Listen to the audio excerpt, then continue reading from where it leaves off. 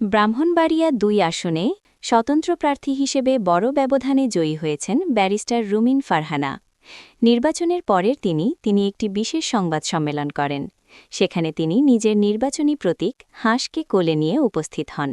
সাংবাদিকদের প্রশ্নের জবাবে বিএনপিতে ফিরে যাওয়ার বিষয়ে তিনি স্পষ্ট শর্ত দেন। রুমিন ফারহানা বলেন, বিএনপি যদি তাকে দলে আবার নিতে চায় তাহলে তার সঙ্গে যেসব নেতাকর্মীকে বহিষ্কার করা হয়েছে তাদের সবাইকেই দলে ফিরিয়ে নিতে হবে। এই শর্ত না মানলে দলে ফেরার কোনো সম্ভাবনা নেই বলে তিনি জানান।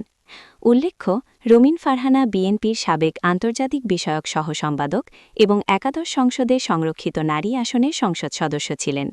কিন্তু দল থেকে মনোনয়ন না পাওয়ায় স্বতন্ত্রভাবে নির্বাচনে দাঁড়ানোয় গত ৩০ ডিসেম্বর তাকে বিএনপি থেকে বহিষ্কার করা হয়। নির্বাচনে হাঁস প্রতীকে তিনি ১,১৮,৫৪৭ ভোট পান।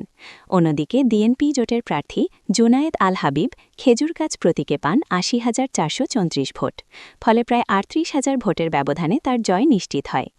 এই ঘটনা বিএনপির অভ্যন্তরীণ রাজনীতিতে নতুন আলোচনা তৈরি করেছে, কারণ দলটি এবারের নির্বাচনে বড় সাফল্য পেয়ে দীর্ঘদিন পর ক্ষমতায় ফিরছে।